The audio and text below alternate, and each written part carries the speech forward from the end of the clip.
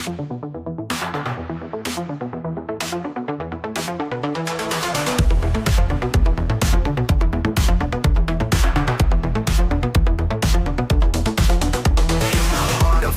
Jon and Tom stand tall, discussing corruption, answering the call. Osceola's whispers, the truth we unveil. With each podcast episode, we set sail. Unsanctioned voices, we won't be ignored. Taking through lies, we strike a chord. Unsanctioned truth, we're here for the fight. Jon and Tom shining through the night.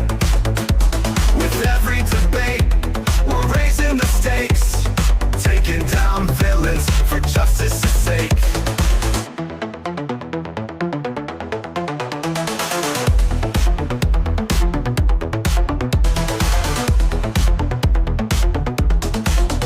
Politicians trembling, they know we're awake. With facts on our side, we're here to shake. From local elections to making it clear, together we rise, let's spread the fear. Shining the light, the darkness won't last. In Osceola's depths, we're breaking the cast. Unsanctioned truth, we're here for the fight. Jon and Tom shining through the night. With every debate, we're raising the stakes, taking down villains for justice's sake. Shining the light, the darkness won't last. In Osceola's depths, we're breaking the cast. Unsanctioned truth, we're here for the fight. Jon and Tom shining through the night. With every debate, we're raising the stakes, taking down villains for justice's sake.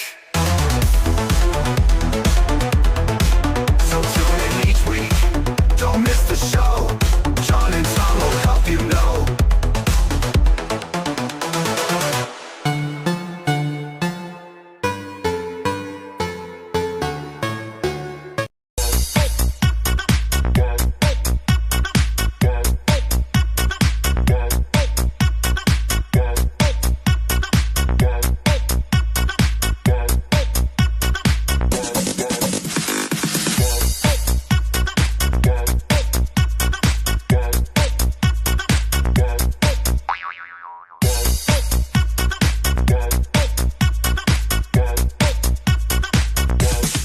You can get some.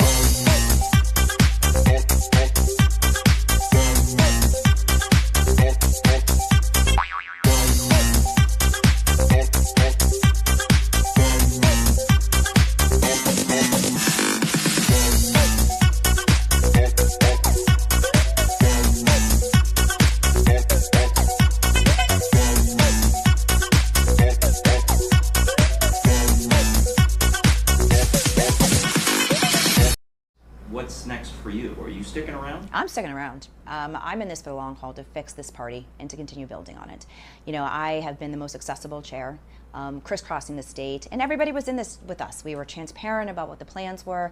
We were transparent on what we were doing, how we were recruiting, how we were talking, messaging, and all the naysayers. Those are the same naysayers online that have been there for years. And you know, people have my phone number.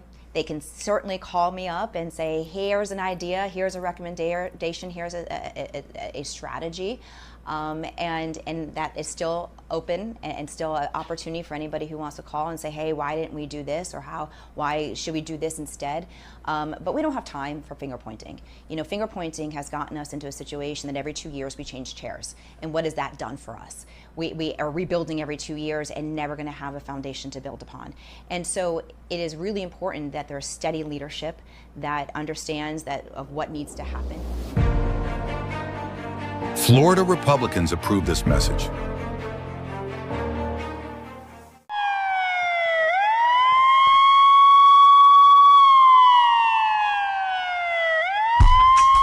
Welcome to Unsanctioned.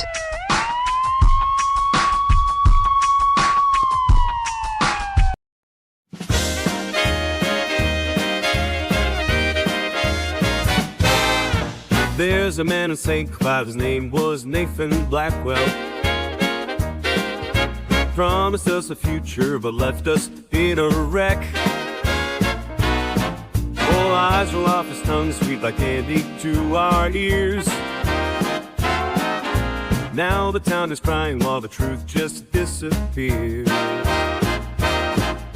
No more empty promises, no more smoke and mirrors, just a simple body, a lady night here to hear. This by Nathan Blackwell, and you won't get our regrets. I do enjoy that. I've learned quite a lot. It's been a huge learning curve to learn about the municipal power industry, and I'd be happy to do that as well in the OUC board if the council would allow that. So, Mayor, I believe that's one council member and one citizen. Is that correct, City Manager? And yes, and one citizen. There's 3 city representatives on the committee, 1 appointed by the city manager, 2 appointed by the city council.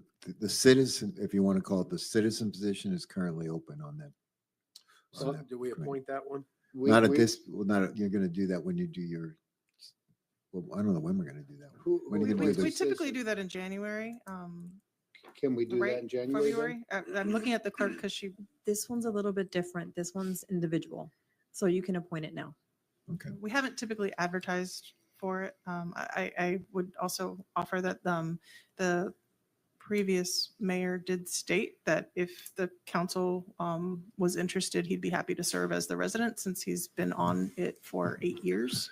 But at your pleasure, unless you want to. Let's talk to council about that, because if you look at somebody that's been on the board for 8 years and it's going to be a citizen that could contribute to the city of St. Cloud as a citizen that has 8 years of experience and being a business owner, knowing that if you have somebody 8 years in your company, they could probably help you out more than somebody that has never been experienced with that company.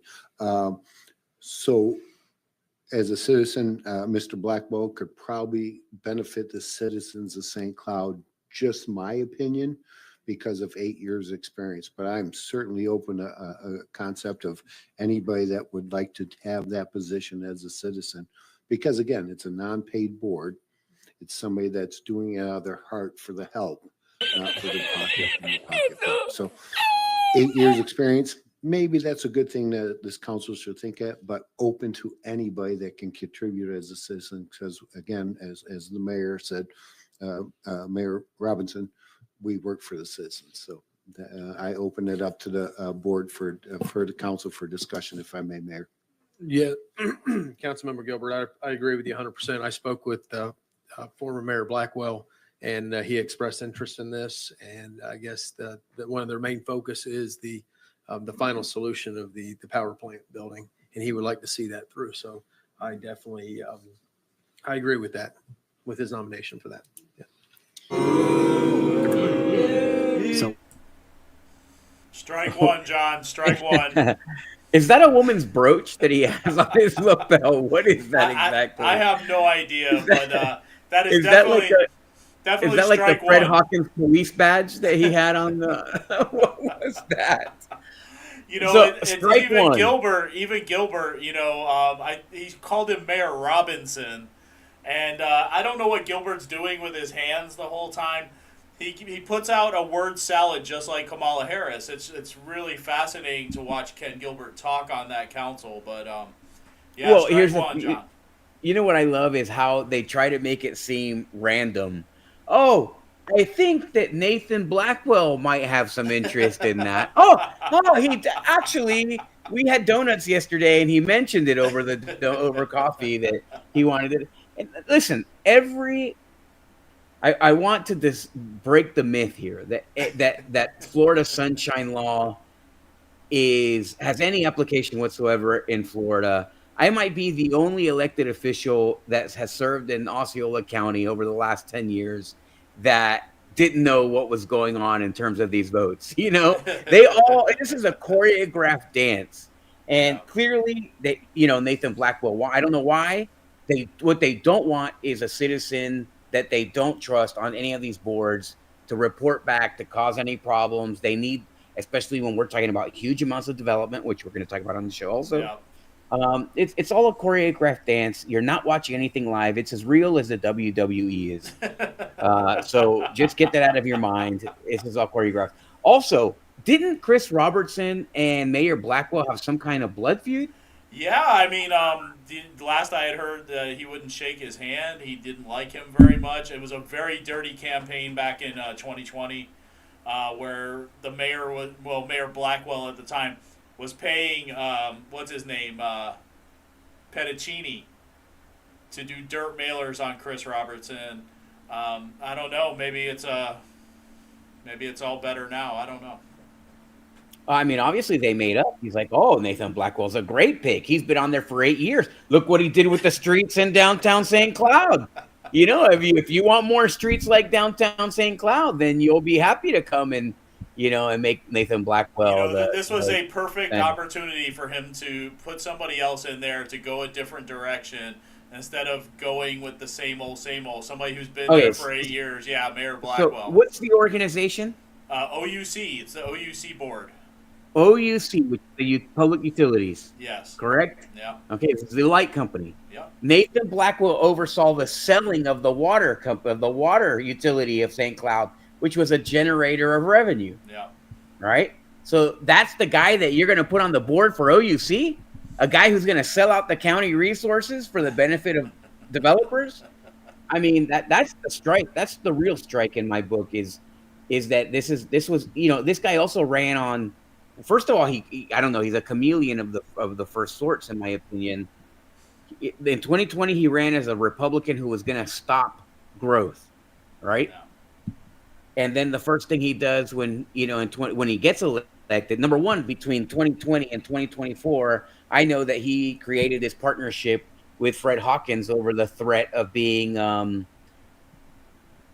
losing that museum. You know, the museum losing funding. So you know, I mean, this is some of this. This is not really hearsay. This is everybody his friend that was on the board of that museum. I personally had a conversations from his mouth to my ears, conversations about Fred Hawkins with the museum funding. So this is I don't know. To me, this is more of the same. It answers the question: who was the establishment pick for mayor? Right? That's a question a lot of people had, and I think that question has been answered. And we'll see what happens. Now, just because he sold out to get there, right? Which many people do. We saw many people sell themselves to get to the point of the seat, right? And then say that they were going to be something different once they got there. We'll see over the next several meetings, I'm sure. Yeah, absolutely. Sometimes you gotta, you know, play the game to get in there, but once you get in there, you can change it up and you can do what you got to do. And especially when you're the mayor of St. Cloud, I mean, you know. I mean, if you're the mayor at all, if you're any of these seats, you swear an oath on the Bible, and it should be a big deal. And we'll see to who it is a big deal, to who it's not. I mean, you know, you always find out. But welcome to another episode of Unsanctioned Florida. This is episode 35. So episode 35, Unsanctioned Florida. November 16th. We got a lot of stuff to talk about. We're going to try to do it as quickly as we possibly can. In this episode, DeSantis calls for special election as the Florida. Wait, is that first? That wasn't first, obviously. We just saw the videos. Former Gaetz competitor seeks to put his DEI ideals in Gaetz' spot. Florida home to more assassination plots. Man, what is going on with that, right? Mental health crisis. Mental health crisis. You're exactly right. House Speaker Perez scolds lawmakers for spending taxpayer money. A Dem asked Freed and Jones to resign.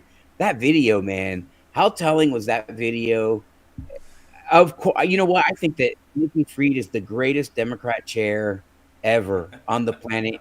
I hope that she gets promoted to the national chair, and then they all get put on a sailboat and pushed into the ocean because there might be only that many left. You know, you probably wouldn't need the ark for the Democrats. What else do we have here? We have FEMA official says they avoided Trump signs in North Carolina. Also, Demings hates conservatives who help people. And we have a Osceola set sights on how to spend more tax money. They give an award to Mr. Byrnes. We'll find out what that's about. Former Partin family ranch receives first 2 builders and project that will change the landscape of St. Cloud forever. Yeah. And all this more on this episode of Unsanctioned Florida. We're going to do a quick prayer, get right into these stories. Lord, we thought that we won the elections and that would be the end. Actually, we didn't. We knew that that was not going to be the case. We knew we were going to have to fight hard to win those elections to put our country back in track. Yeah. It didn't work so well in Osceola County to elect the leaders that we needed to put this county back on track. We're praying that you turn some hearts and minds, Father, that you get the citizens to rise up here in this county specifically for a local election. Find out what is going on with these election results. They don't make any sense. And regardless, we know that you are in charge. So we surrender to your will. And we pray that you can make what you happened across the country happen here locally in Osceola County and throughout the state of Florida. In your son's name, Jesus Christ, amen. Amen. All right, what do we got, Tom? Let's start off with the state.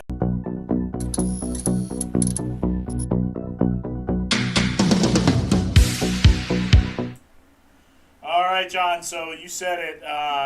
Governor is going to call some special elections. These Republicans are all going to Trump's cabinet, so now we have to project a majority in the House of Representatives. At least that's what Governor DeSantis is saying. Governor DeSantis is celebrating Gaetz and the other Florida representatives chosen for cabinet positions. DeSantis says he has instructed Secretary of State Court Byrd to announce a schedule for a special election. The governor didn't say who or how he plans to appoint a replacement for Senator Marco Rubio, who is tapped to be Secretary of State. Yep. So, yeah, a special election on the way for at least Matt Gaetz' seat, Walt's seat. Yep, Walt's seat. But as far as Secretary of State and Marco Rubio's seat, that's going to be an appointment, John. And, yeah, it's going to bring some new political opportunities to some people. And we're going to discuss a few of these people, John. So the rumors, anyway, the rumored people that are up for these seats, or this seat. So first off, we're going to talk about Jeanette Nunez, the lieutenant governor. Yeah, Jeanette, the lieutenant governor, has been a staunch ally of DeSantis. She has never wavered. In the presidential primary, she very strongly backed DeSantis. I guess that she thought that she owed DeSantis, and she really was a loyal trooper to him. So she has said some real ugly things against Trump. Yeah. I'm not so sure that Trump would be happy with this pick, right? Not that saying that she would not be a great senator. She might be a great senator. She's a very all business type. You know, she's a staunch Republican. She's very pro-life. She's a very traditional conservative. I don't know if she's changed her mind on Trump or anything else as of late, but I do know that she was pretty conservative and a huge DeSantis ally. So she's one. What do you think, Tom, on a scale of 1 to 10? What were you put Jeanette Nunez? I would put her at a 3, and I would say this, okay. John. It's hard to tell. You know, it's hard to cast a shadow when she's standing in the governor's shadow, which is so big. You know, I really know very little about her except for the way she's talked about President Trump and the attitude that she's had towards him, although I'm sure it's changed now and that she's probably going in the direction that the wind is going. But this would not be my pick for sure. For sure. Yeah. All right. Yeah, you're right. That's a great point. I think it's hard to, you know, when you live under the shadow of the governor, then it is hard to show people who you are. Yeah. Right? Yeah. So I don't think we've gotten a good look at who she really is, besides the statements she's made that are polarizing to some. So, yeah. All right, John. So next up, Ashley Moody. Ashley Moody is an interesting pick. Ashley Moody performed better in the statewide offices in Osceola County to the red. So, I mean, that tells you that she has a very high, if we're a microcosm of the state, which we're not, but we are a worst example of a microcosm of the state. Yes, and she performed very good. So she did very well here. I think that this might be a popular pick. Again, it's a woman, right? You can't go wrong when you're choosing a woman for these offices right now. You get credit. People don't like to attack women. Makes it easier normally. You defer to them. So I think that this is a safe pick, right? She is absolutely a a Republican. She's a conservative for sure. I don't know. I think there have been questions about what her relation is between the swamp on one side of the spectrum and Donald Trump on the other. How far left or right, and I don't have any really experience with her to know that. I think that she's been a pretty good AG. Yeah. And so where would you put her on a scale of 1 to 10? I would probably put her about a 4 or a 5, John. I don't really know that much about her. I know she's not very offensive. I don't know where her stances are on many things. I've seen her on the news a handful of times, and I just don't feel any type of way about her as a potential. Yeah, I saw her appointee. speak somewhere. I can't remember where I saw her. I saw her speak a couple of times. Most recent, I think it was CPAC. Yeah. And she did a great job. I mean, obviously, me as a deep red conservative, she spoke. She spoke very conservatively. If she walks that walk, I would have been pretty okay with her. But we'll see what. We'll see how that goes. Who else do we have? Yeah, we've got Wilton Simpson, John. I'm about a negative 57 on this. Wilton Simpson is friends with our mentally defunct Booth people here, right? They seen together. I guess they're friends. I think he's also friends with Fred Hawk. Anybody who's friends with those people is just, you can't trust that they're not corrupt. You got to assume that they are. Yeah. Right. Yeah. And I couldn't. I would never. Couldn't do it. He's definitely a big no. He's a 1 out of 10.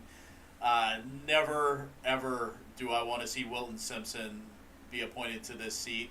Not only because it's Wilton Simpson, but because that opens up the agriculture position, and we all. And know who do they want to put there? Ricky Booth. We all know who wants that. So Ricky Booth is dying to be ag commissioner, just like Fred Hawkins wants to be governor. Ricky Booth wants to be the ag. They all have these dream spots for themselves. This is all they care about. Although I would love to see him leave the county commission. Yeah, I was going to say that would get him off the county commission, but it wouldn't get him out of the county, and he would have. Yeah, it even wouldn't get him more out of the power. county, So, exactly. Not a good pick for many different reasons, John. Many different reasons. All right. So And what a joke! Imagine having somebody with an IQ of 81 as the ag. It's just sad. It's just sad. Yeah, not a good pick. All right, so this next one is James Uffmeyer. I guess that's how you pronounce his name. Yeah. Uffmeyer. So this is the DeSantis chief of staff. DeSantis has a record of placing his chiefs of staff in good spots, right? Because he does pick quality chiefs of staff. These are not bad people. They're always intelligent. They're always able. They're always savvy. They're always these are high quality people. These are not we were talking about how who Biden sent down here to manage his campaign, his presidential campaign. And it was some high school kid and somebody else who just dropped out of a barber course, Yeah. and that was his dream team. Those two people coming here. DeSantis doesn't do it that way. Right. And so this guy is an extremely talented, high draft pick kind of personality. Now, nobody knows who he is, right? Because he's the chief of staff. Yeah. He's not the governor. He's not elected. He's not on all these things. But he was his campaign manager. He replaced Janera, who was his campaign manager before. And I think that this is I know that I think it was his deputy chief of staff that he put as Secretary of Commerce. And that guy is extremely talented also. So I wouldn't be surprised if somebody like that in DeSantis's very close circle ends up getting that nod. And I don't know what that means to Trump. I don't know how much Trump is involved in terms of influencing that decision. No. Obviously he has no right to influence the decision. So it's just a matter of what their relationship is and what DeSantis sees himself getting out of it. He can either put in an ally here in the Senate that provides him with value when he leaves the governor's mansion. He can put somebody in who will commit to not running so that DeSantis can run for the job, right? Yeah. or he can put somebody in that's going to make Trump happy, and then DeSantis can seek something with Trump. You just never know. So, Yeah, I mean, I don't know him very well, and obviously you wouldn't because he is the chief of staff. But I would rather somebody that's actually worked for one of these elected positions before, that's actually had to campaign, had to go through the process. That would make me feel better about the pick. Being a DeSantis loyalist, I guess that's okay. I guess for DeSantis, I don't know how that works out for President Trump, like you said. But I would rather see somebody else, I think, John, than this guy. Yeah. Yeah. Well, my number one pick, okay, do we have somebody else? Yeah, we do. We have this guy. He is Jose Oliva. Yeah. Yeah. So this guy's, I think, at the top of that list. I think the last two that we've done are at the top of I would speculate, and that's purely speculation. Yeah. So Jose Oliva is the former Speaker of the House. He was there. I think he left the House in 2020. Everybody loved him. Everybody respected him. He was a really good Speaker of the House in situations that are not as easy as they are today. So this is a pick that makes sense. It does. Yeah. Now, Jose Oliva also does, what's his relationship with the swamp versus with Donald Trump, right? Jose Oliva I think he's from South Florida. Yeah. So what is his relationship with the Bushes? And what are those ties like? And what are his business ties like? Here's the thing. When you get to South Florida is a different animal than Osceola County. It's a more sophisticated version of Osceola County, right? Like in Orange County, there's a lot of bumbling idiots, right? In Osceola County, it's Dukes of Hazzard. It's ridiculous. It's a clown show, right? In Miami, you have a very cultured corruption, right? Like a very sophisticated, like this very formalized, very slick kind of corruption. And I'm not saying that he's part of that. I'm just giving background to what I'm about to say, which is you don't know who he's made connections with in his political career, right? And if that's a positive for the state of Florida, because I don't like Wilt Simpson, like what we said with Wilt Simpson, right? How do we know that this guy was not roommates with somebody like Fred Hawkins or Mike Warner, right. Because that would be an absolutely killer, right? To know that this guy would be around some guy who supported the illegal sex trade, for example, that would be a nonsense. That's not what we want, right? No. So, I know that he was in the house with Byron Donalds, right? I know that he was in the house with Byron Donalds, and Byron Donalds, that's a great segue to who my pick would be. I think that Byron Donalds would be the best pick. We're already having special elections across the state for the people who are being picked for these offices, right? Why not take one more to put Byron Donalds, get him up there? He's great in the House. Yeah. He's great in the House. I love him in the House. But man, I'd love him even more in the Senate. I think that would be. I was going to say the same thing, John. I really like Byron Donalds for this more than anybody. The only problem I have with it is we're taking him away from the House of Representatives. Our majority there is very slim at best already. So then we're taking a chance on a special election that we're going to get another Republican in there to hold that majority. So, and if that Republican's not as strong of a Republican as Byron Donalds, then you need some kind of force. I think that they're taking a lot of these. The Republicans that we love, and they're taking them to DC, and then you might be leaving the House with a watered down House, right? So that does present a problem. But right now, I think what needs shoring up is the Senate.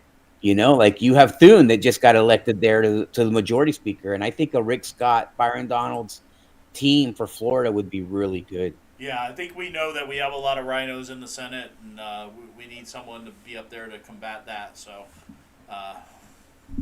Anyway, one of them, another rumored guy is Matt Gaetz if he doesn't make AG. Yeah. And another guy that's being rumored is the governor himself being appointed. Yeah, he would have to appoint himself. Yeah. That's kind of a sticky situation. I don't know that it's ever been done before. I wouldn't be surprised if it had been done. It's perfectly legal to do that. And then I guess Jeanette would be the governor. Nunez, and I don't know. It's not like I wouldn't necessarily be offended by that. We know that he's conservative. Yeah.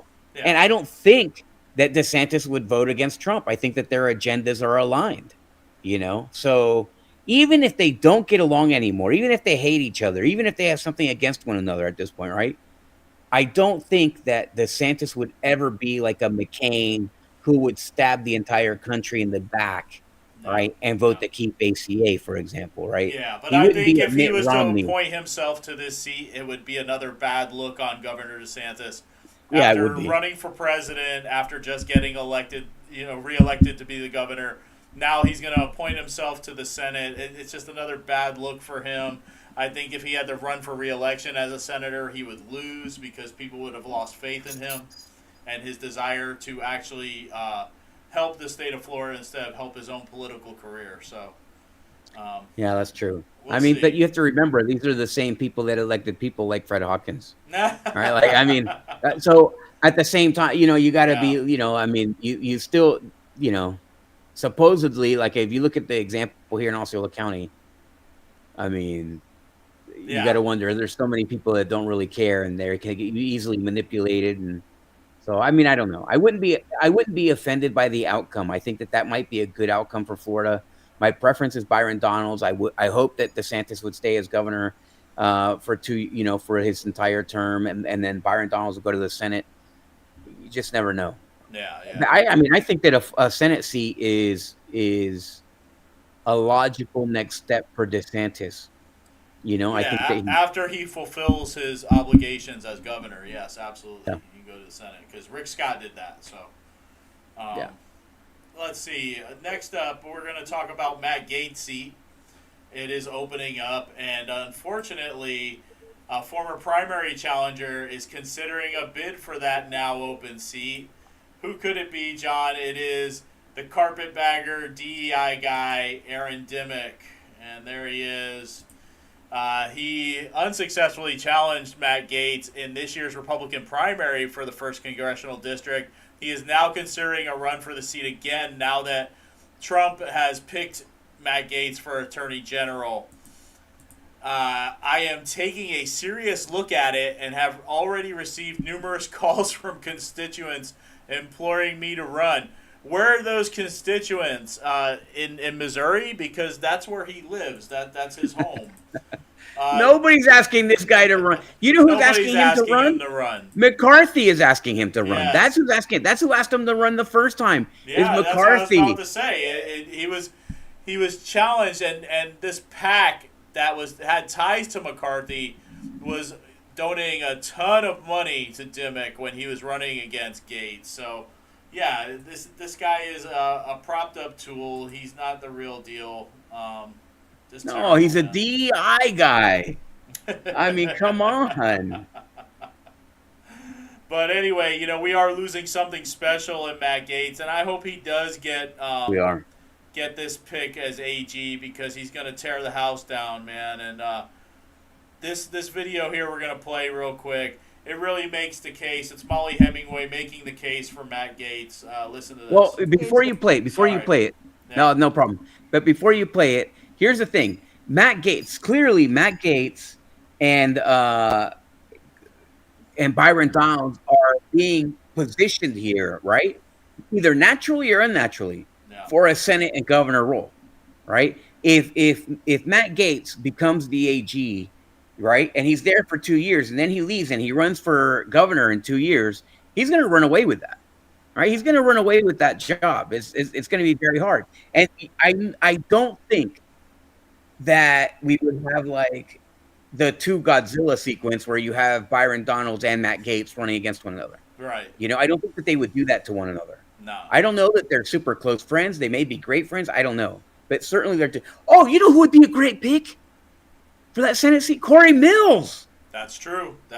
Corey Mills would be a great pick for that seat. That would be a huge winner. He's phenomenal. Now, who would we get to pick? God forbid, a liberal squeeze in that congressional seat. That would be a travesty. Yeah. So, I mean, I think that's a pretty safe seat, but at the same time, you'd be hard to replace Corey Mills. But man, he's also another great one, up and coming, senator, governor, and he's the real deal. And he's the real deal. He's the real deal. He's the real deal. Absolutely. He would be a great pick. Well, like I was saying, Molly Hemingway's making the case for Matt Gaetz as AG. The deep state is running scared, John.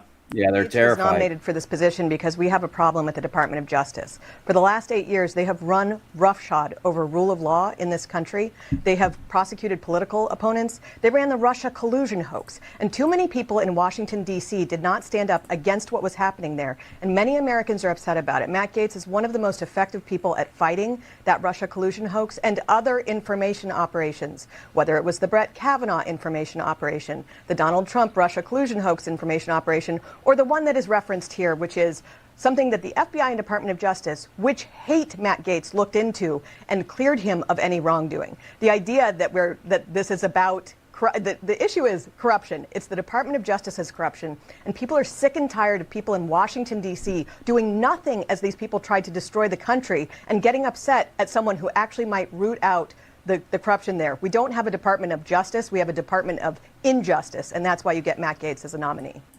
Yep, there you go. That's a great defense of Matt Gaetz. I think she's 100% right. He's a huge defender of justice for the American people. It's what makes me okay. So this is what people don't understand about Trump, right?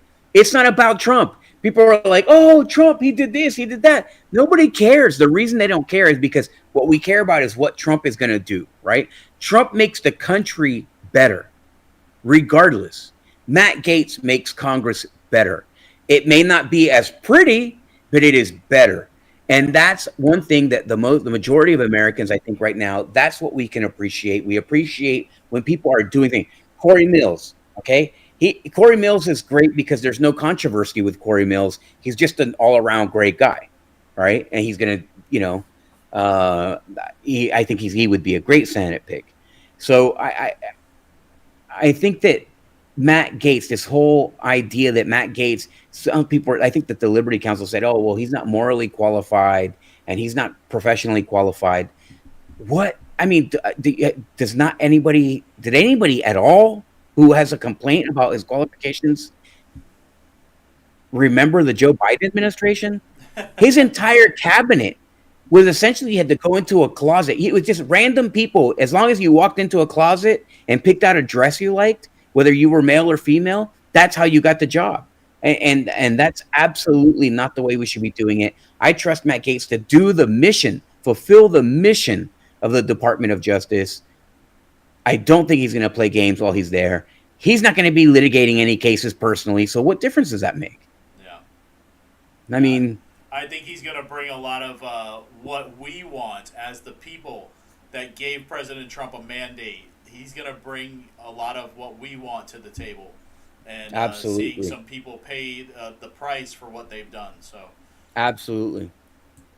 Justice, not retribution, not retaliation, justice. Yeah. Did you know that we had a failed assassination attempt on a congressman here in Florida? Yeah, this is crazy. Crazy. Yeah, let's see this story. We're also learning of an apparent threat against Florida Congressman Jared Moskowitz. The Democratic representative released a statement on X saying police arrested a former felon near his home in Margate the day before the election. Moskowitz says the suspect had a firearm suppressor, body armor, and a manifesto when he was taken into custody. The manifesto included anti-Semitic rhetoric and listed Moskowitz as the only target. The congressman beat Republican Joe. Oh, man. You know, I've never even heard of this guy. I mean, how hard up do you have to be for Moskowitz, or what kind of anti-Semite do you have to be in order to go after a guy that nobody's ever heard of, and which is the MO of most Democrats? You know, they're like, as long as I can fly under the radar and nobody knows who I am, you know, I'm not going to be like Anthony Weiner sending D pics to little kids or anything like that. I mean, this guy was just flying by the radar, and apparently this is just an anti-Semitic threat against by a guy who was losing his mind towards a guy who happened to be Jewish. It's just insane that it's insane that this is where our country is right now. Yeah, it truly is. It truly is. And, you know, it's like I always say, John, we have a mental health crisis going on in the United States of America. Absolutely. And, hopefully, once our new director Health and Human Services, RFK Jr. gets involved, we'll handle this a little bit better than we have been, because we're not handling it at all. And you see that by the actions. See these liberals melting down over the presidential election. You see these people trying to make assassination attempts on Trump, and now this guy. It's just, too much, John. Well, our incoming Florida House Speaker is scolding legislators for spending taxpayer funds excessively. This is him right here. This is the new incoming Speaker, Daniel Perez. He rolled out changes to House committees while saying lawmakers have spent taxpayer funds excessively and indiscriminately in the last few years. Perez, who's out of Miami, detailed a revised committee structure last week while also announcing a leadership team for the 2025 and 2026 legislative sessions. At the same time, incoming Senate President Ben Albritton out of Wauchula announced his leadership team, which includes outgoing Senate President Kathleen Passidomo, serving as chairwoman of the Rules Committee. The legislature will hold a post-election organization session on November 19th, when Perez and Albritton will formally begin their new roles, John. Wow, I bet they're excited. Good for them. So, this is the type of thing that I love.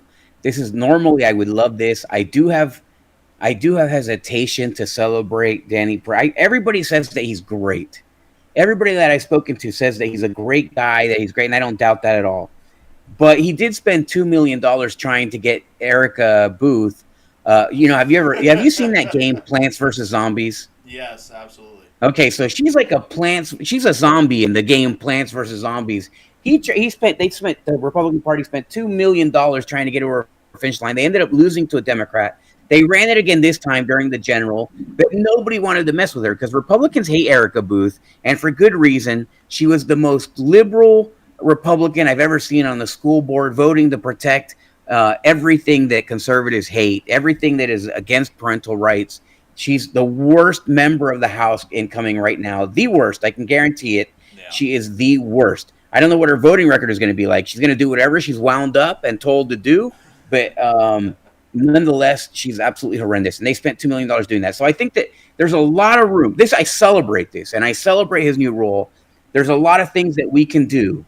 There's a lot of things that we can do to clean up the party and stop wasting, not just at the state with the state coffers, but with the Republican Party. Just look at the shenanigans that are going on here at the local party right now. Yeah. Right, where a lot of people are discussing this. There's a huge buzz over what's going on with the parties, local parties across the state that have reached out, that have complained about things. I was on an hour-long call last night with someone, and then I was on a call with someone else after they called me coincidentally while I was on the phone with the other person that was complaining about the things going on in their local party.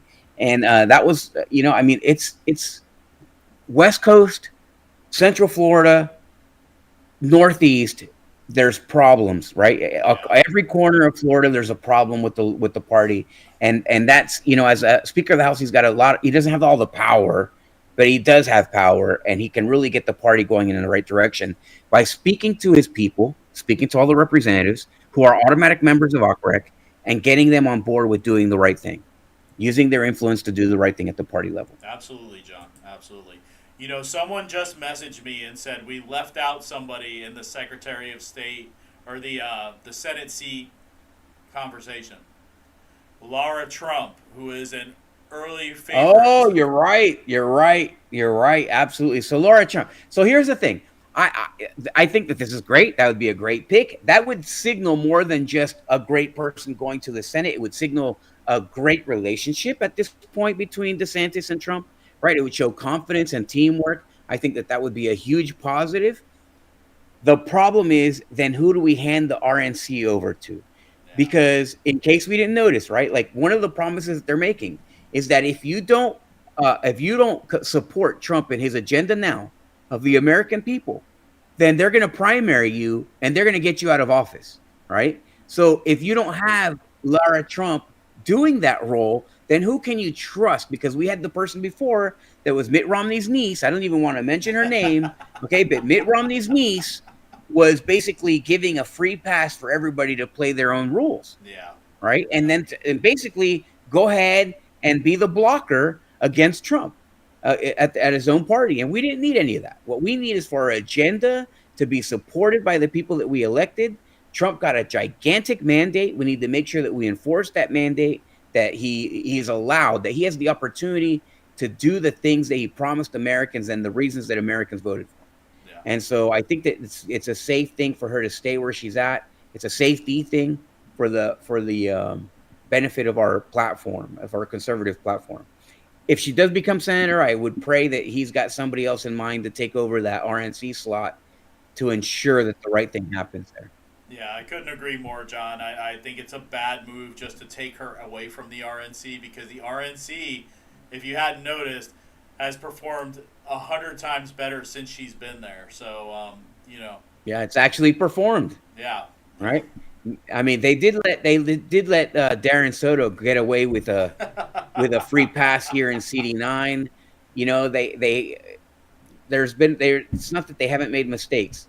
Yeah. But on a national level, the RNC has been much better with Trump there than without. Absolutely. Lara Trump. Well, John, you saw that we had that opening video where Nikki Fried said she's not going anywhere. Well, one Miami Democrat demands. Please don't go anywhere.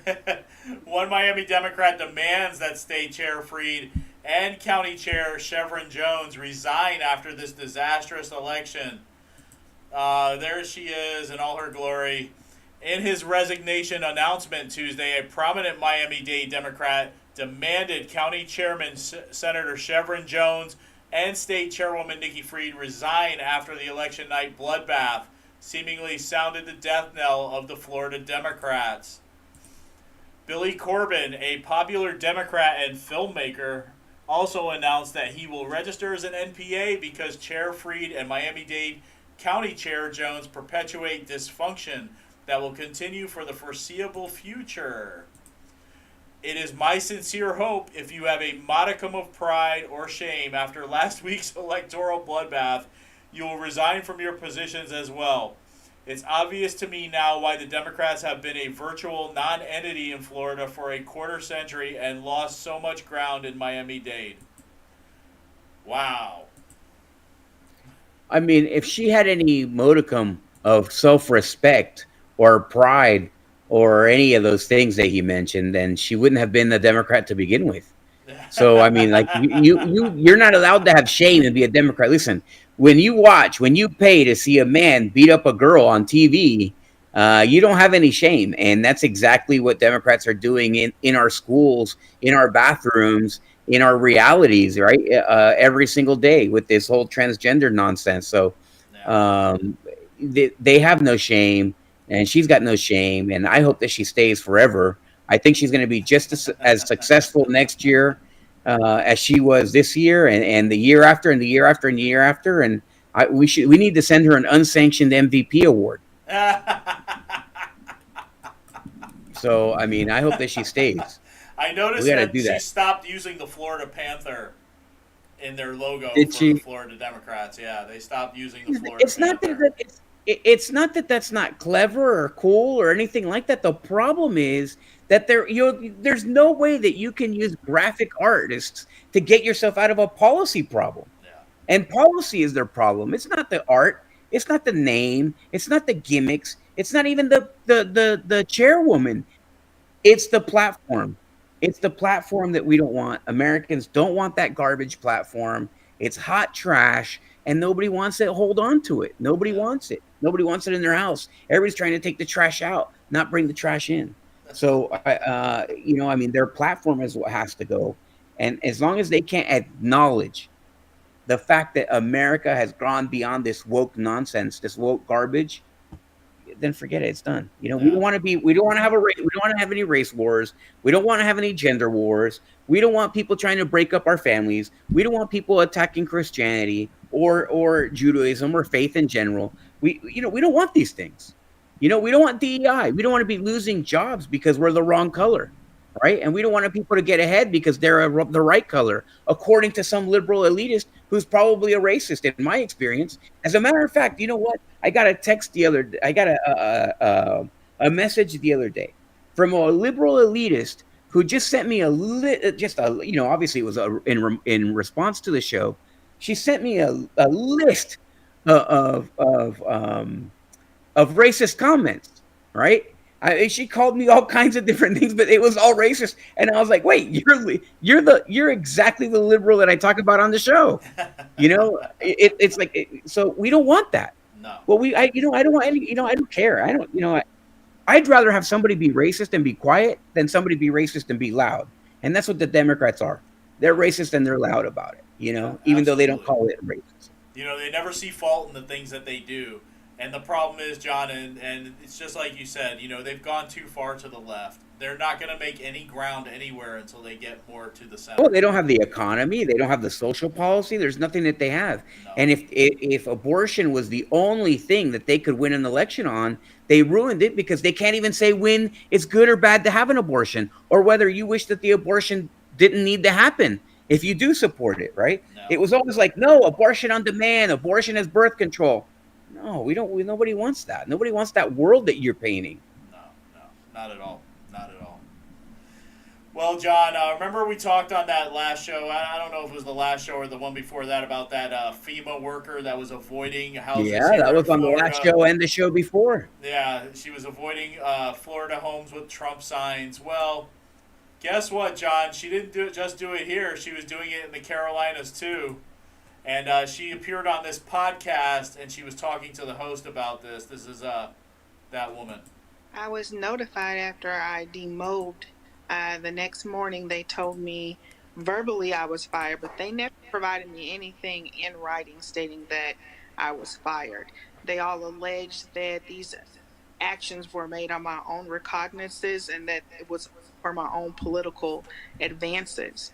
However, if you look at the record, there is what we call a community trend. And unfortunately, it just so happened that the political hostility that was encountered by my team, and I was on 2 different teams during this deployment, they just so happened to have the Trump campaign signage. FEMA always preaches avoidance first and then de-escalation. So this is not isolated. This is a colossal event of avoidance, not just in the state of Florida, but you will find avoidance in the Carolinas. Senior leadership will lie to you and tell you that they do not know. But if you ask the DSA crew leads and specialists what they are experiencing in the field, they will tell you. Demand for FEMA to give you those incident reports. They will substantiate what is happening to us in the field. I don't bull crap. Yeah. Bull crap. You listen, you can't do that. You can't do that. You can't be like, oh, listen, that's my political opponent. They don't like me, so I'm going to go in. Listen, FEMA has the reputation it deserves, and this is just more proof of it. This is an absolute shame. It's a travesty. She doesn't just need to get fired. She needs to go to jail. And then anybody else, whoever her boss is, if they approved it, they need to go to jail, all the way up to guess who? Probably Mayorkas and everybody else in that cabinet. They all need to go to jail before they lose their pensions, before they cash their last checks as the Biden cabinet. They need to go to jail for these kinds of things. Yeah, it's ridiculous. It's ridiculous. I don't believe for 1 minute that Trump supporters were harassing them or giving them a hard time when they're there to help. I mean, if they're there to help and they're there to help out people that are suffering, no one's going to turn you away. No one's going to harass you. But I just don't believe her. She's full of it. No, I don't believe her. Yeah.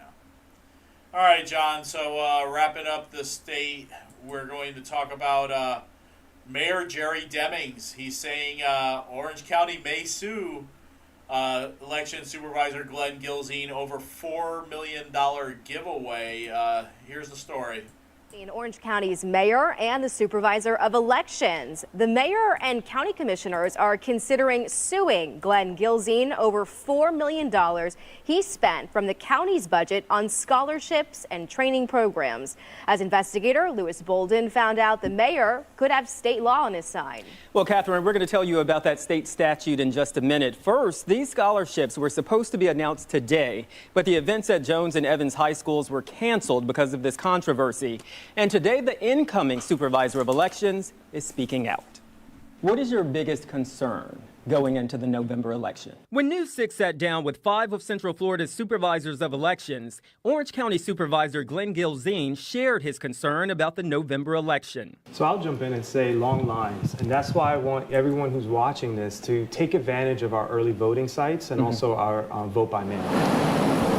But long lines are exactly what Orange County voters got. Even during early voting, almost every precinct had wait times, which is why Orange County Mayor Jerry Demings is questioning why Gilzine spent $4 million of his $21.9 million budget on scholarships and training programs. He could have used those funds to fill the gap in the services that were needed to ensure an efficient election cycle. News 6 obtained the contracts Demings is referring to, one with Valencia College dated September 27th and one with Career Source Central Florida dated September 30th, days before the office's new budget kicked in. In the Valencia contract, Gilzine allocated $2.1 million from the Supervisor of Elections office to fund the Glenn Gilzine Orange County Supervisor of Elections Promise of the Future Scholarship Fund. He later had his name removed from the scholarship. I believe that there was an opportunity for Mr. Gilzine to have used part of the unused funds that he has used for these other purposes outside the scope of what a supervisor of elections would normally do.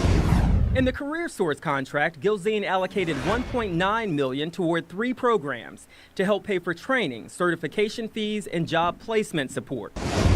Gilzine's office told News 6 the money was excess, but News 6 found in previous years, under Bill Cowles, who retired, the reason the governor appointed Gilzine, the office returned millions of dollars in excess funds back to the county. That's according to the county's budget director. And Gilzine did not seek re-election, and Florida statute states any county constitutional officer whose budget is approved by the Board of County Commissioners who has not been re-elected to office or is not seeking re-election shall be prohibited from making any budget amendments or transferring funds between itemized appropriations without approval of the Board of County Commissioners. Now, the woman who Orange County voters just elected as the new Orange County Supervisor of Elections sent News 6 a statement saying, like Mayor Demings, I have great concerns about Mr. Gilzine's spending of taxpayer dollars, and I'm curious about why he continues to seek vendors for new contracts, which are posted on the supervisor's website. My hope is that these issues are resolved prior to my taking office in January, end quote. Getting results, I'm Louis Bolt. This is why people hate the Sentinel. This is why people can't trust the media. Okay, so what they said about state statute may be correct. I don't know, right? I don't know. You got to see what the actual situation is. But let me tell you, Glenn Gilzine is a guy who has done nothing but help the community. He has, and look, where were these 2 events going to be? Right in Pine Hills, right? So why does Demings not like it? Because you have a black Republican who's helping the community to the tunes of millions of dollars. He doesn't get anything out of it. He's not running for office. Glenn Gilzine did not run for office. He was appointed to that seat. He did not try to run for the seat. He did not try to keep it. Nothing like that. The guy simply tried to help people. Now, we know that a lot of these agencies, they send money back to the county. But what is the county going to do with it? They're going to waste it. So it just makes no sense that they're like attacking Glenn Gilzine for this, except for the fact that the media can't handle a Republican doing something good. We have all these idiots here in Osceola County and in Orange County who are idiots who don't do anything good, but they don't do any reporting on them. They don't chase them down. They didn't chase down Mary Jane Arrington for the sloppy election history that she's got. But, they're going to attack this guy who's there temporarily, did a great job, was a great supervisor of elections, and the lines are not his fault. We had crazy turnout. Yeah. We had crazy turnout. Nobody expected the turnout that we received. Everybody was voting. So you're going to have long lines. In Osceola County, we had long lines. Yeah, there was lines in Osceola. We had super long lines here in Osceola County. Did they do a story about Mary Jane Arrington, how she violated state statute finally? Right? Or how she helps her son and daughter-in-law win their elections? No. They didn't do any stories on that. And we had lines probably longer than Orange County. The issues aren't lines, and Demings is just a Democrat tool. He sounds like a complete buffoon here. I don't know where he came from, but man, I don't know that I've ever heard him speak, but he sounds terrible. Yeah. He sounds like an absolute idiot. And I don't understand how that's a story This guy took $4 million and gave it to kids and whatever. I bet you they didn't do as good of a story, as good of a job talking about the story of him giving that money away, that Demings, who knows what kind of, they're going to erect a statue to the whatever homosexual god that they idol that they're celebrating today, like Cheryl Grebe in Osceola County. You know, what are they going to do with the money? No. It's just nonsense. And this guy is such a good guy. He's such a community guy. He helps the community. He fights for the community, and this is what he gets. You know, I mean, no good deed goes unpunished, as they say, especially with the Central Florida media. They're man, what a waste of airtime. Yeah. And journalism degrees. No, I couldn't agree more. John. You think that Demings hasn't wasted more than $4 million as the county of Orange County, as the mayor of Orange County? I bet you if I went through their books, I can find 10 million, probably $20 million of waste. Yeah. Didn't his wife lose her gun? Yes, her wife lost her gun. Did you see any story that you would see? You would think that they would talk about that every time. They never mention that. That's the cardinal sin as a soldier. When you lose your gun as a soldier, okay, it could be on base in the United States, or it can be in the middle of Afghanistan. The same thing happens regardless. Everything shuts down. People get in trouble. You get rid of it. It's a catastrophic event to operations.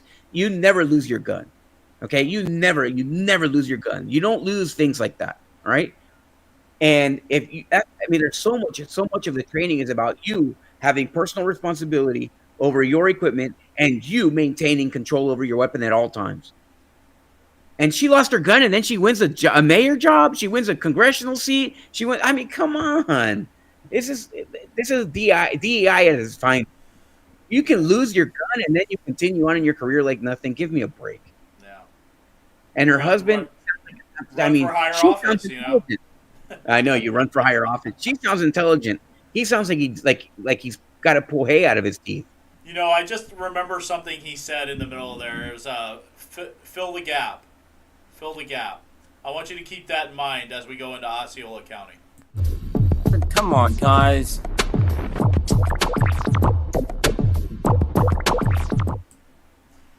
All right. So, John, first up for Osceola County, we have a newly elected Kissimmee mayor, and she says she's seeking to restore trust in the police department, which has been tainted by this culture of cover-up.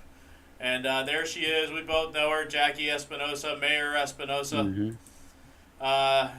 Mayor-elect Jackie Espinosa takes office on Tuesday and says her first priority is to restore trust in the Kissimmee Police Department after a grand jury's revelations about a culture of cover-up prompted the chief's resignation.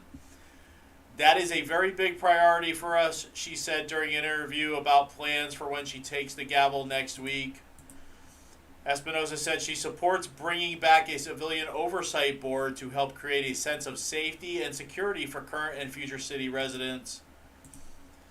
In this climate that we're in currently, we just have reestablished faith of the people of Kissimmee and of the people wanting to move here and understanding that having an advisory board might be a way to make people feel like they're more a part of the solution, she said. So, I mean, it's clear as day that you need this. When you have this kind of institutional problem, I mean, that's pretty bad. That's pretty bad. Everybody was celebrating when the chief got this job, and I'm like, man, are you sure you should have been celebrating her? Because you don't get to the top and then lose your integrity. Yeah. Right? Yep. That sounds like pretty strange. I didn't plan to say that, but you don't get to the top and lose your integrity. You know, you either lost it along the way or it slowly eroded as you got to the top. Either way, a thing like this doesn't happen when you have all your integrity intact. And I haven't even read all the details. I've only heard snippets of it. So, yeah, a community committee would absolutely benefit, I believe, this police department. There needs to be a lot of oversight, credible oversight. I have faith that Jackie's going to do the right thing, too. I mean, I think that she's good for it. She fought hard for this seat. This is her third election cycle in a row.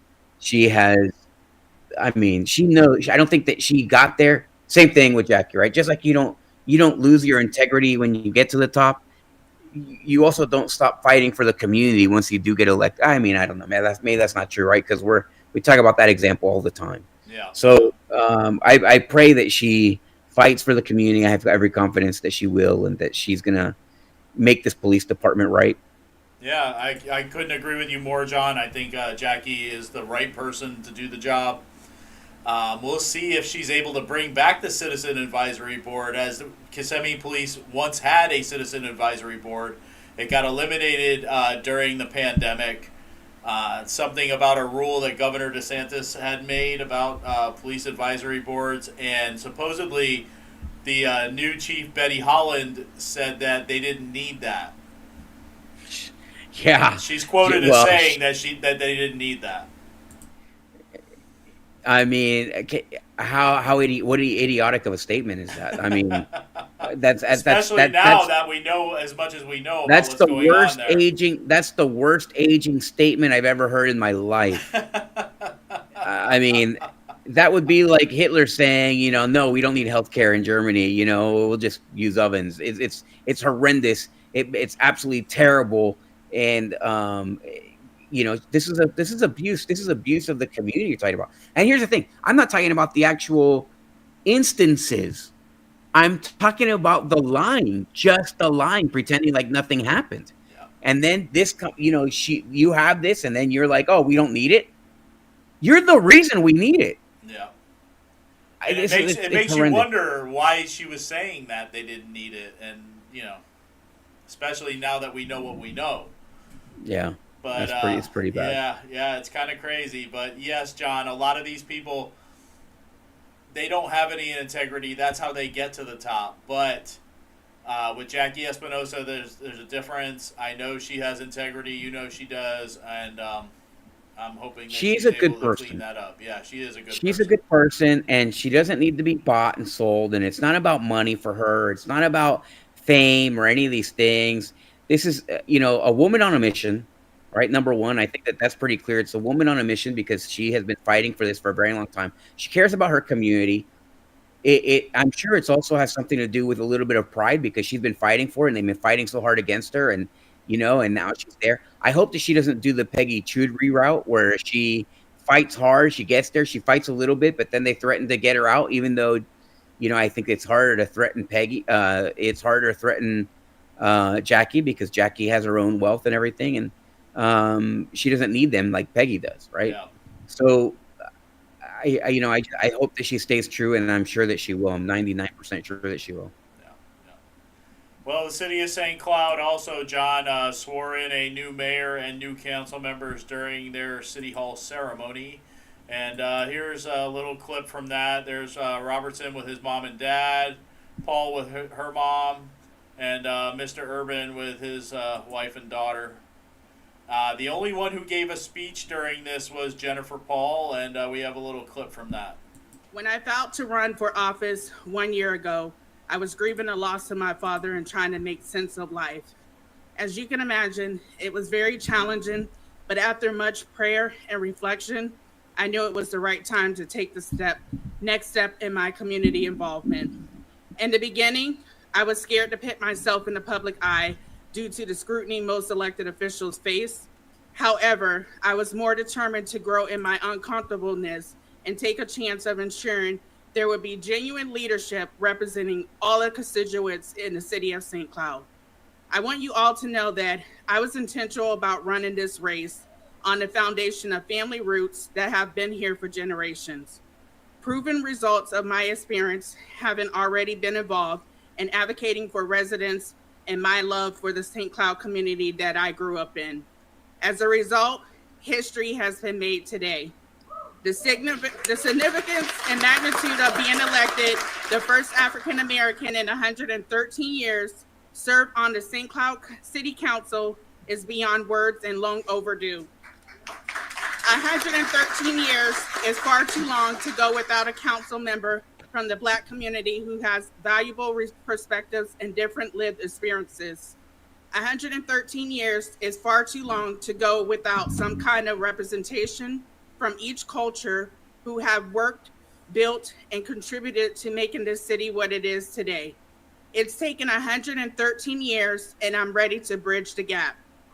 I don't need to spell out the history and the representation of the city of St. Cloud. We all know it, we feel it, we've lived it, and I think we all can agree today that we can't change the past, but we can certainly move forward to strive to create an inclusive future where no race, culture, or experience goes unheard and unnoticed. All right, so I'll just say this, John. I get it. You know what I mean? And congratulations to her. I don't remember anybody of color besides Hispanics running for St. Cloud City Council in prior elections. So kudos to her that she is the first to take that seat. But truth be told, John, I don't even remember her running in this cycle. I mean, I'm being honest. Like, Yeah. I didn't see her anywhere. And yes, I do mostly frequent Republican functions, but I also frequent other functions where it's a mixed bag. It's Republicans, Democrats, it's whoever's running for office. And I did not see her anywhere. I did not see her campaigning anywhere. I didn't see anything from her, and I'm shocked at the result of this election. When Mandy Schaefer came out, and I went back and looked at the votes, John. I went back and looked at the numbers. Even with Phil Landry's votes, because it was half of the votes. You know what I mean? There was like twice as many votes in the general election than there was in the primary. Even with Phil Landry's votes, I don't believe it. I just don't see it. Mandy Schaefer was everywhere, knocking on doors. I don't think Jennifer Paul knocked on any doors. I mean, I could be wrong, but I don't believe in this outcome. I'm really surprised by it. Not because she is a woman of color, but because I don't believe she campaigned. I didn't see her anywhere. I didn't hear about her. The only way I knew about her was because I saw a couple of her signs here and there, but not really everywhere. And because I pay attention and I was on the website, you know what I mean? But I don't know. So, man, a couple of things. This is a confusing race, right? Number one, I think that Mandy Schaefer learned a really unfortunate lesson here, is that you can't trust the people that she was speaking to. Right. And that's just to say that I know that she went to a lot of people and was like trying to build a coalition, was trying to build a team where people understood that she was good, and people told her, oh, you need to go see that guy who supported the illegal sex trade, Mike Warner. Right.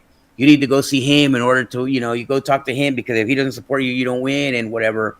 And then she did, and whatever. So she tried to, whatever. At the end of the day, these people will see you. They might even give you some money, but they're not going to allow you to win unless you sell out. So apparently they didn't do that, at least not to the satisfaction of them, of the people who control these seats. And Jennifer Paul clearly did. She must have been the establishment candidate. Yeah. And I think that Jennifer Paul talking about so much about race and 113 years and 113 years and 113 years. And man, I thought I heard it 113 times. That's not the point. The people who are supporting her for the council are the people that have prevented anybody black from being on the council. Like those are, and it's not just black, it's Hispanics or anything else. They don't care, because this is a money motivated process, and the people with money, the lobbyists in control, all the people who control the political scene, they are deciding who gets those seats, and they're the ones that make sure that you understand who's in control. And so she knows that they're in control. So what is she talking about? What is she about 113 years? She could have gone to these people, to these crooked people, and said, listen, I'm your girl, get me elected, and so on. And if she would have been able to convince them that she was trustworthy to them and made them feel comfortable that she was going to do what they wanted, they would have gotten her a seat at any point in time. I understand the history. Here's something that we didn't talk about in the prep, but you had mentioned how much KKK was a part of St. Cloud, right? And St. Cloud has the canal, and St. Cloud used to be a sundown town. But when I was in my first year, I met with somebody who was a member of the KKK, and they told me that, right? They admitted that to me, and they said, "I don't know if you want to help me, but this is about my kids.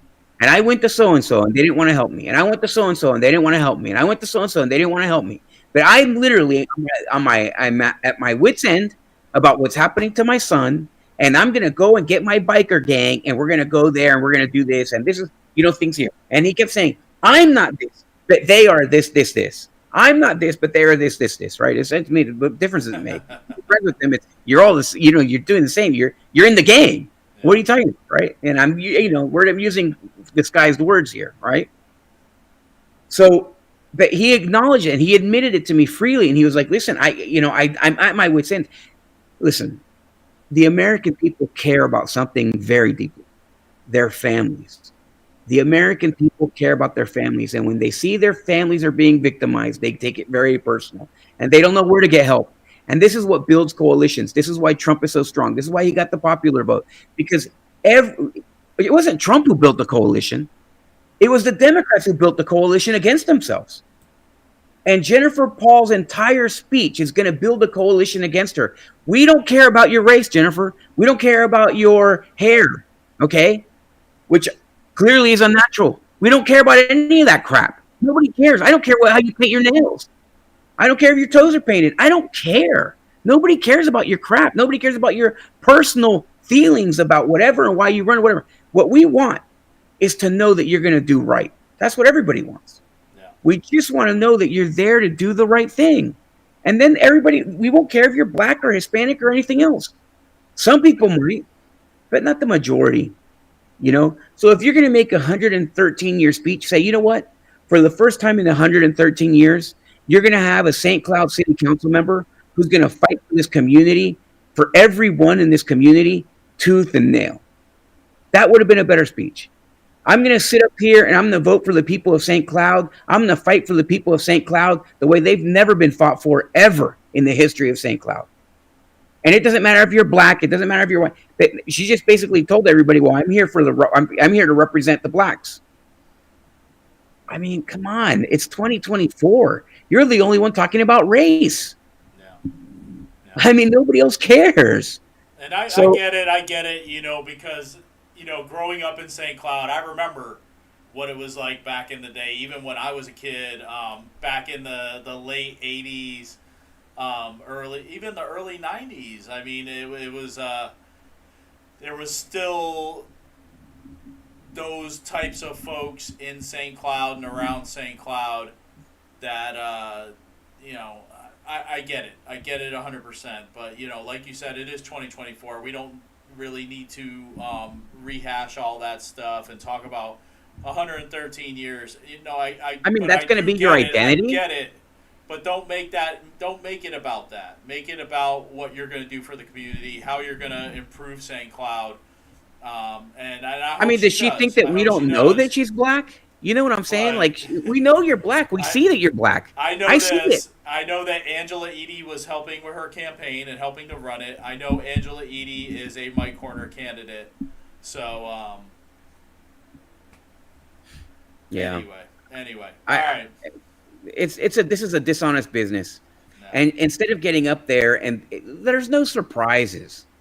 As we know where I'm getting at. There's no surprise. There's no surprise that Jennifer Paul won. I was kind of surprised that Jennifer Paul won because in my mind, I did have, I had suspicions about the meetings that Mandy was taking to try to get that seat, right? And I know how it works. So if you're willing to bend a little bit your integrity so that you can get the seat, then when you get the seat, you'll bend a lot to keep it. Yeah. And that's a terrible position to put yourself in. You got to you got to be okay not winning, and you have to be okay losing your seat if you do win it. To hold on to your integrity, to hold on to your honor, and to hold on to your oath that you take, that you swear to God while you're there. Absolutely. So I guess we'll see how she does going forward, and how things are on that St. Cloud City Council. Like we said earlier in the show, there's already one strike against the mayor, so we'll see. All right, so let's go to Osceola County in general. You know, they had their State of the County address. Oh, And boy. we didn't really properly cover this last time. We I would have loved to it. go. Yeah, we didn't needed really to think cover about it a little bit. Yeah, so they're saying that road projects and more pave Osceola County's economic growth. But their number one thing was sustainability. Yep, and sustainability. There was, Cheryl Greaves' Green New Deal for Osceola County. So here's Cheryl Greaves' New Deal. Here's a little bit of her speech. As many of you know, voters approved the extension of SAVE this week by a huge margin, I will say. It's a program that's been vital in adding recreation and conservation opportunities for the past 20 years. We've conserved over 3,300 acres so far. Total. Hold on, with pause it for a projected second. funding to up You to $7 have to million understand in something. next cycle. Yeah, listen, the majority of she's right. This tax won big. But this tax won big because some people in Osceola County are just dumb. They see, I hate to say it that way, but there's no other way to put it. Voters were uninformed on this. They were uninformed. They were completely ignorant. It said, do you want green spaces for this? Yeah, I'll do that. I'll do it. You idiots, what you don't realize is that you get the Osceola County more flexibility to waste your money on projects like Neo City. They do this tax so that they can earmark it for this purpose, so that they don't have to use the money that they're already earning to do that job that they're going to put into their own pockets. Are you kidding me? This person right here, who you're looking at on the screen, spent $250,000 to erect a 50-foot tall monument to a gay idol, okay? And in order to be able to simultaneously insult Christianity, she built it in the shape of a fish, okay? Fish. Are you kidding me? That you gave them money? If she got $250,000 to build a gay statue, okay, that insults Christians, you don't need the gay statue.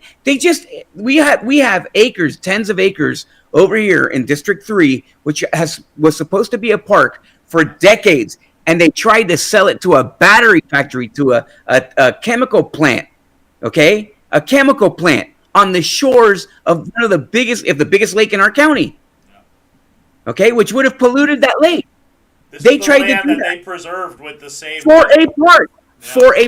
They used the money that they told you that they were doing that, and they were going to put a chemical factory on the shores of Lake Tahoe.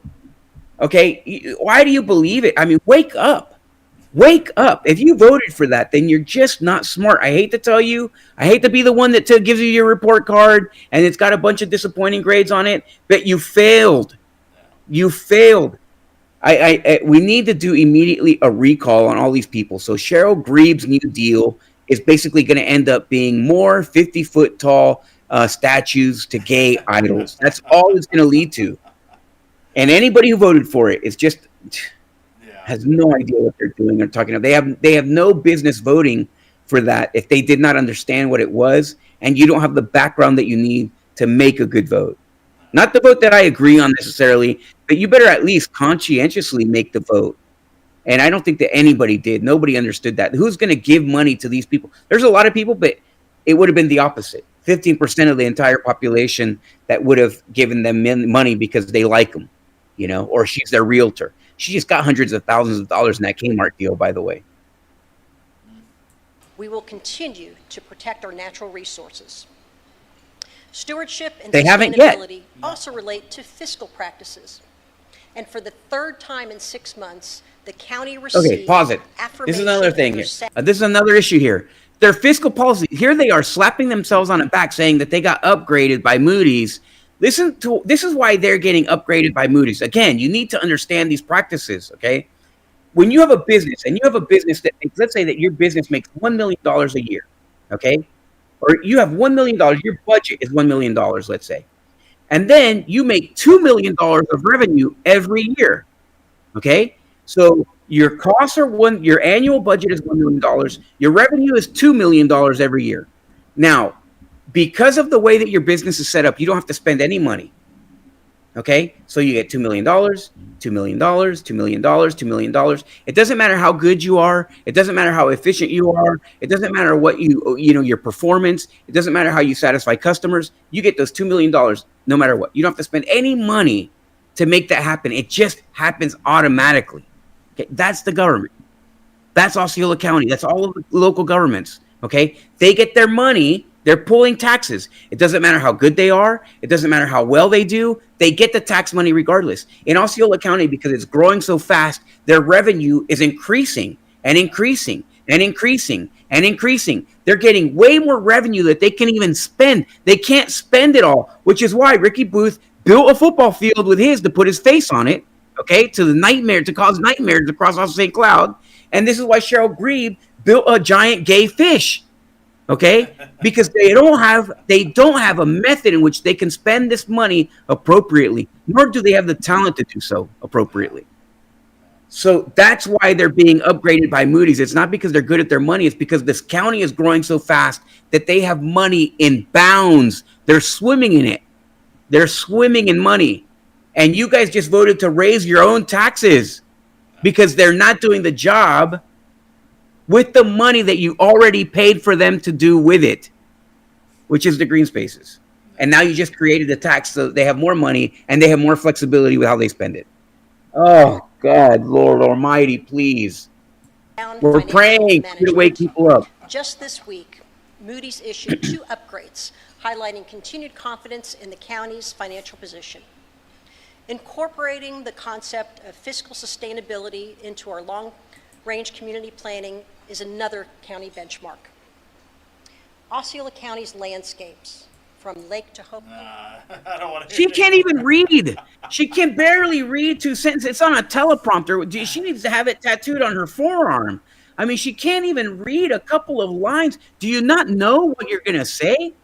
What county commissioner, what chairman needs to come out and say, I'm going to read this speech. Here's a teleprompter, but you can't read. You don't know what you're saying?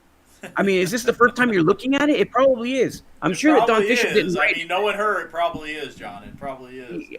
I mean, listen, she didn't even bother to open the file up when she was at her beach house on the coast, which is where she lives the majority of the time, from what I understand. And she comes here and tries to read it on a whim, okay, in a dress that I don't know what tree it came off of.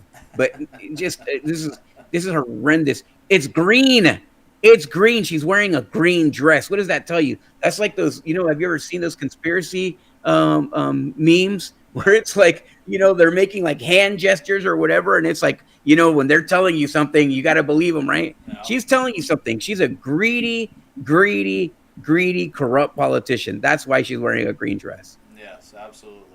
They're talking about sustainability. Give me a damn break. They were going to bring a chemical factory, you idiots. Wake up. Well, also, John, at this event, Viviana Janer presented the Person of the Year. Good afternoon, everyone. How many beautiful people in one room. My goodness. The past chair of the Osceola Board of County Commissioners has the distinct pleasure and privilege of honoring an individual and an organization that have truly redefined the meaning of public service in making Osceola County better for our community. My chosen Person of the Year is Thomas Tompkins.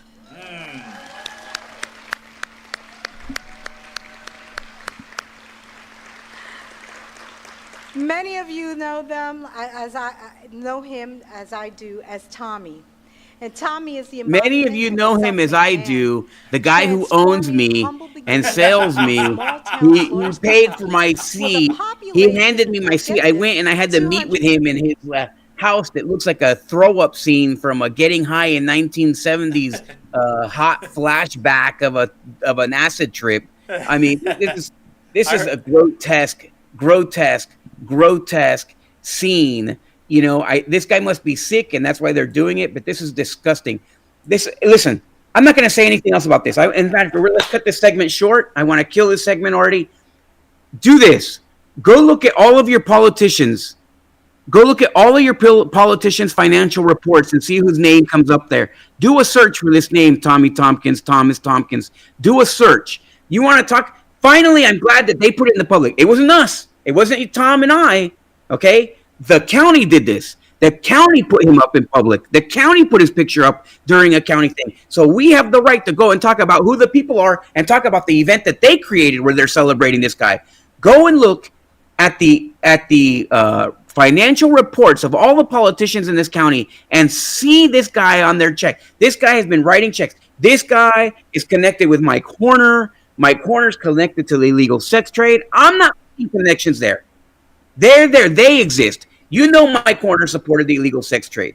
Mike Horner's wife used to work for this guy. He told me that himself.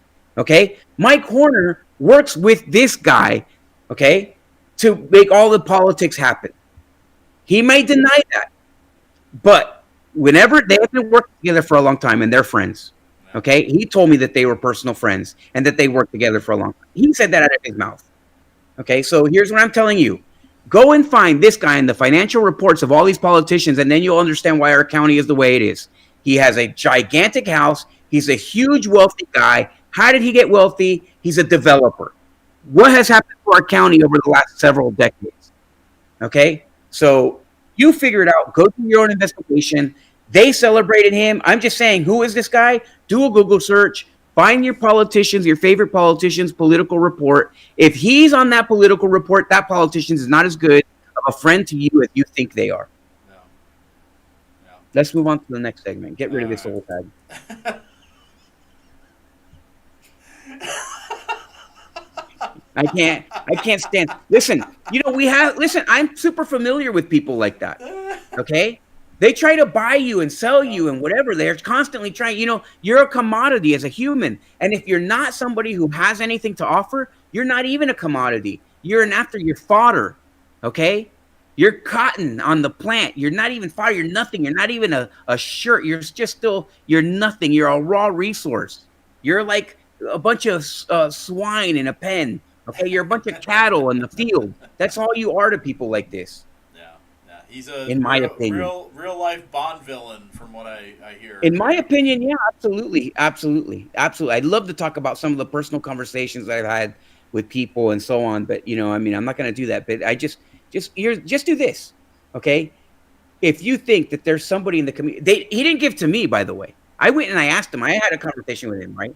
And that's not, believe me, just like Mike Horner was trying to accuse me of saying that I'm mad at Mike Horner because Mike Horner wouldn't give me money. I knew that Mike Horner wasn't going to give me money, and I knew this idiot wasn't going to give me money either, okay? But I just wanted to show my face.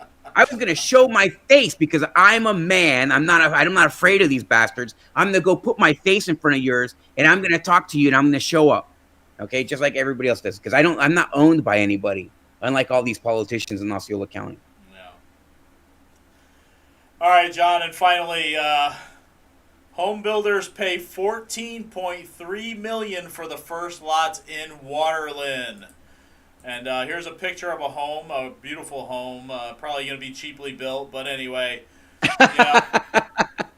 3 years after paying $150 million for the former Green Island Ranch south of Lake Toho, this is the Green Island Ranch that was owned by Ricky Booth's family.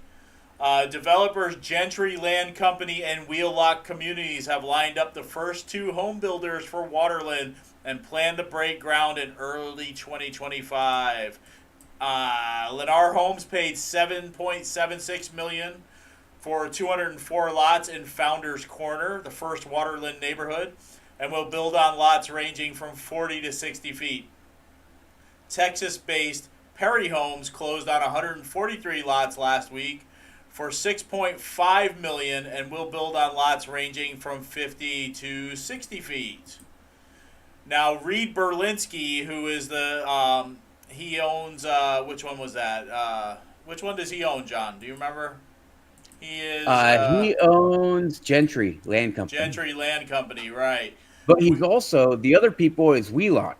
Yeah, and he's also a regional partner he's on the board. I don't know if he's on the board, but he's a regional partner for Wheelock Community, who's owned by a gentleman named Dan Green. Wow. Well, Mr. Berlinski said, we are equally excited to welcome Perry Homes to Central Florida. Perry is a family-owned premier luxury home builder in Texas, known for high quality and superior design.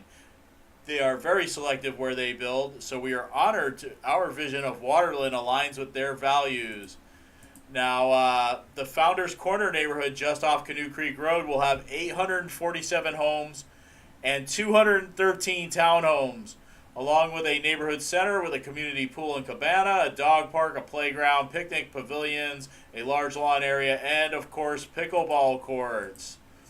Located on 6,000 acres in Osceola County, South Lake Tahoe Mixed-Use District, the community has entitlements for over 16,000 homes and a future marina on Lake Tahoe, the master plan. Okay, can you pause it for a second? This is my head's about to explode.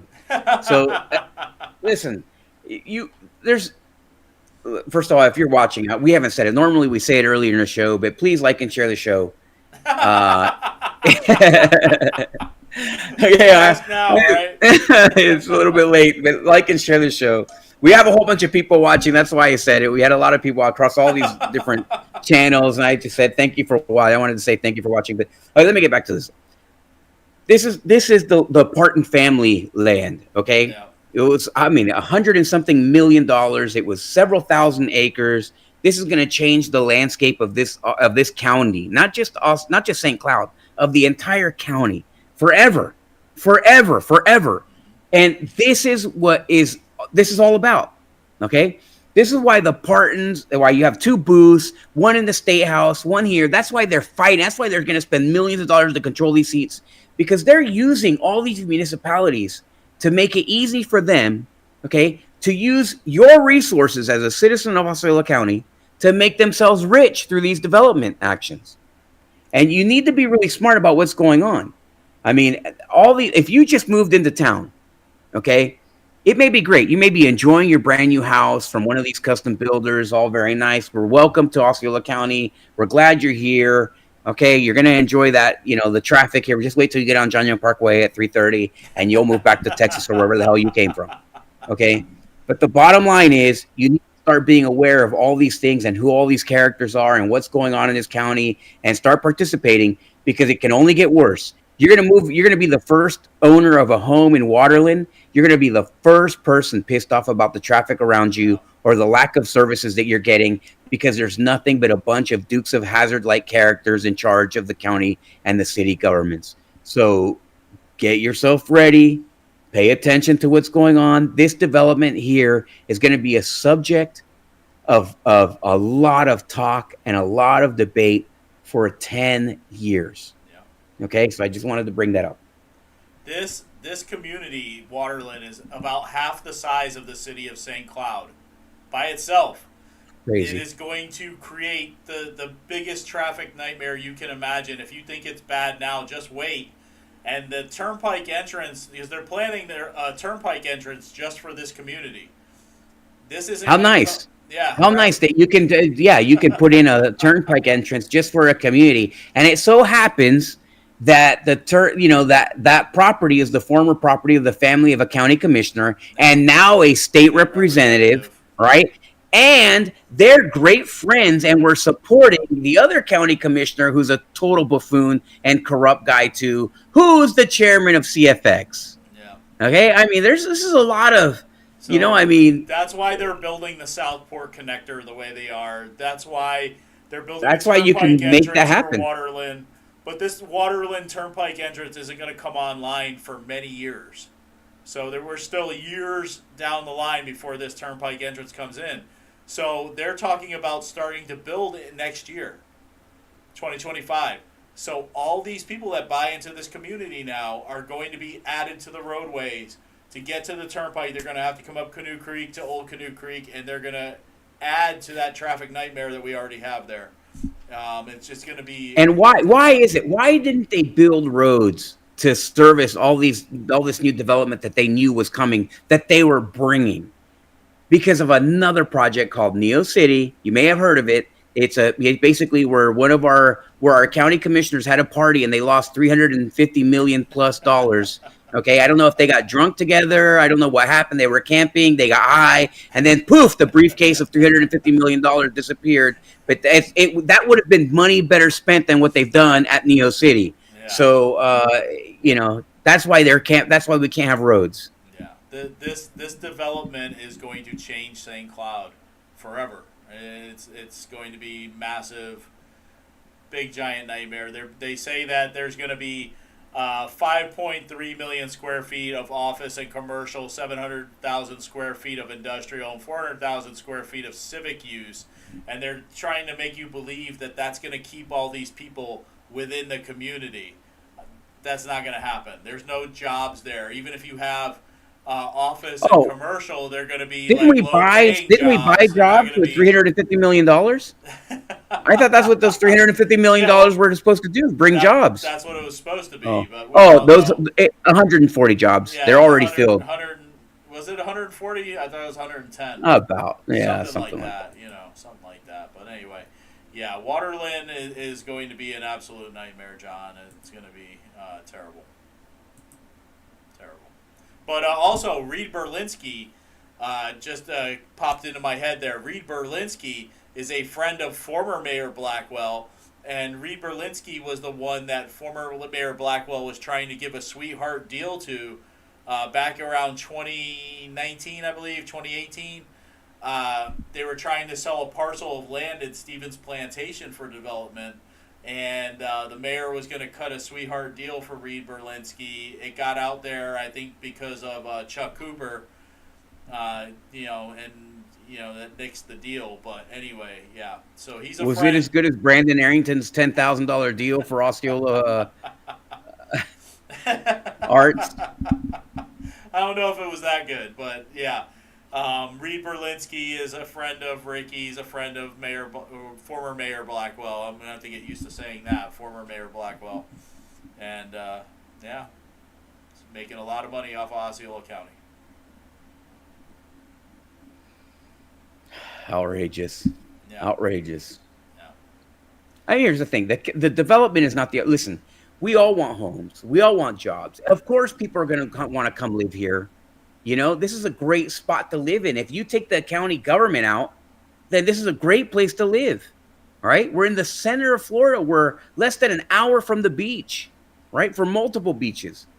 We have the turnpike, we have great weather. This is a great lifestyle. We have a good governor. We have a great government here where we don't have income taxes. Of course, it's going to develop. And we got land. At least the Partins have land, right? The Partin family has land. So, there's land here, and so there's going to be development, and there's nothing wrong with that. That's perfectly normal. But here's the thing. We can be a place that is developed for the benefit of the community that makes all of our homes more valuable, that makes all of our lives easier, that puts jobs that are of high worth and high value to our families here locally, right? You can do those things. You can plan a city where people are happy because it's intelligently designed. Or you can create a baboon race of cannibalism, which is what's happening here. They're packing everybody. They're turning Osceola County into a ghetto, okay? Because they're trying to enrich themselves at our expense, which is their right in some cases, because it's their land. They can do whatever they want with it, right?